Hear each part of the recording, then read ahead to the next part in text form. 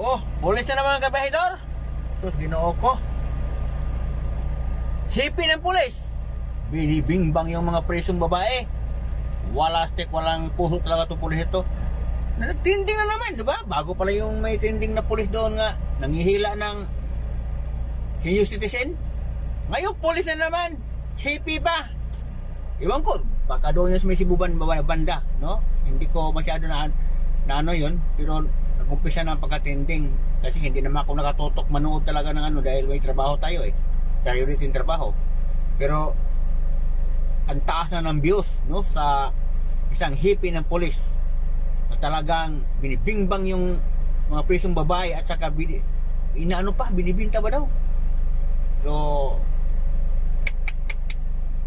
hippie, ganun ba kayo walang puso? Mga presong babae pinagsamantalahan nyo?